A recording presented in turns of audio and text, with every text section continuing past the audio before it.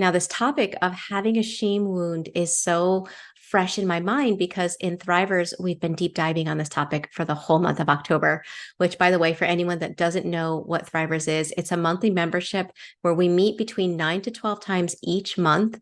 We meet live on Zoom weekly, and we do the inner work to overcome narcissistic abuse, complex PTSD, and childhood trauma together. That being said, let's dive into those 8 different reasons, and they're in no specific order of importance. Number 1 on my list has to do with if you were raised with parents or caregivers that had a mental illness such as NPD, BPD, then more than likely you grew up with a shame wound. I have a parent that has this. First of all, narcissists themselves are shame bound. And instead of dealing with their own shame, they tend to project it onto their children or family members. So this causes you to develop a shame wound and absorb their shame at the same time. Narcissists also hate authenticity. They hate anyone in their family unit to be authentic, and that's because they view people as extensions of themselves. Here's a small example of how this showed up in one circumstance in my life. I remember being in a car with somebody that I feel is high on the scale of NPD, and this person would ask me, are you warm? And let's say I was comfortable. And I'm like, no, I'm good. This person would continue to ask if I was warm until I said yes, so that they could change the temperature in the car to be in alignment with how they were feeling. But I had to agree that I was feeling that way too. And they wouldn't stop asking until I changed my answer from how I was to how they wanted me to be. Now, how that happened and why I even wound up doing that is a whole nother story for a whole nother video. But my point is that's what it feels like to be around somebody that makes you an extension of themselves. It doesn't matter who you are, what you feel, what you think. It has to be what they tell you think and feel.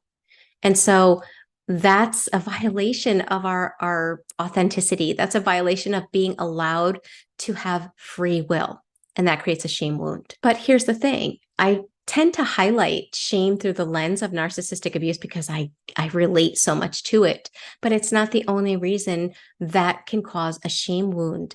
So moving on to the next point is the fact that let's say you had great parents or a single parent that lived in an area where the bills were really high and making ends meet was really hard and they had to work 2 and 3 jobs. And so you were left alone a lot, not because you weren't loved and wanted, but because the circumstances forced your parents to have to work so much to put a roof over your head. Well, a child's perception, the child isn't going to think, oh, they're doing this for good. No, the child is going to feel my parent is not with me. They're not giving me time. I must not matter. And if I don't matter, then I'm not worthy. I'm not lovable. This is my fault.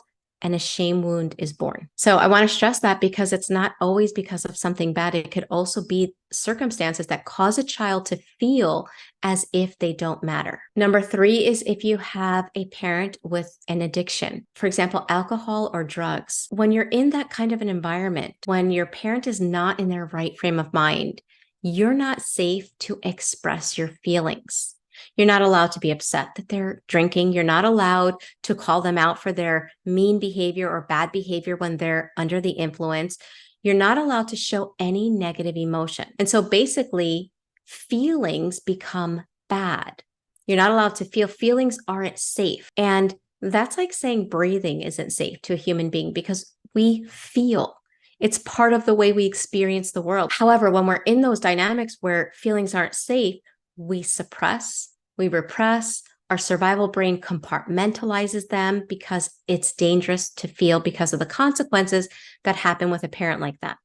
Well, anytime we are suppressing our individuality, our authenticity, aspects of who we truly are, it's like we're dividing ourselves from ourselves. And that's definitely going to cause a shame wound. Number 4, let's say you have an older sibling that thinks it's funny to make fun of you, to make you feel like you're not good enough, to constantly criticize you for whatever reason that child is doing that. If you had to endure that as a younger sibling, and maybe the parents aren't aware of what's happening, that form of bullying inside the family, then you can have great parents because maybe you have a sibling that is manipulative.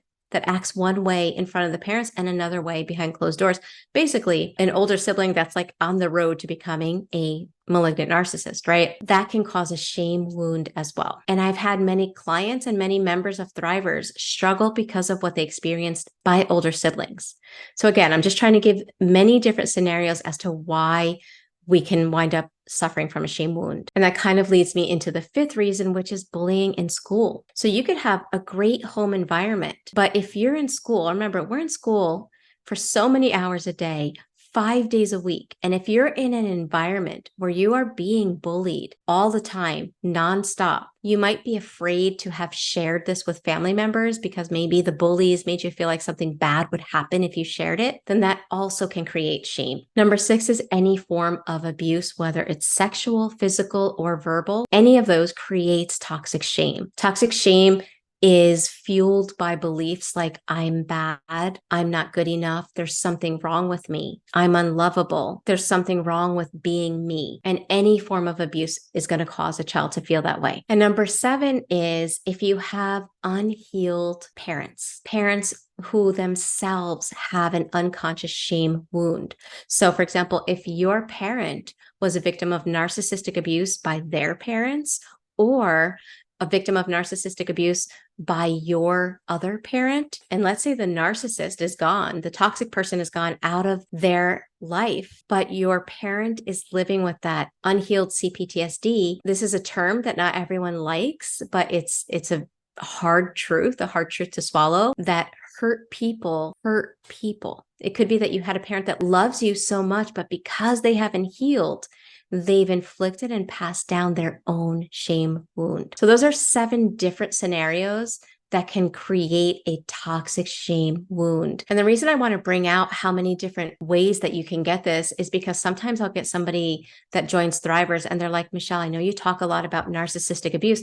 I didn't have a narcissistic family, but I have a shame wound. And when you talk about what it's like to have trauma and what it's like to have unhealed cptsd, I identify with it. And so the thing is, narcissistic abuse creates trauma that at its core is due to a shame wound, and so many other circumstances do as well. And the point of learning this is to be able to bring into our conscious awareness what we may not be aware of, because we can't heal and work through things that we're not aware of. And once we realize that we may have toxic shame, rather than beating ourselves or shaming ourselves for having it, which I did for a long time. So it definitely is something that we can tend to do. But rather than doing that, it's about understanding how it happened and then tending to that shame and giving it what it needs so that we can process and release it. So if you struggle with shame, make sure you subscribe and hit the bell icon, because my next few videos are going to be all about working with a shame wound. And if you want to do the inner work,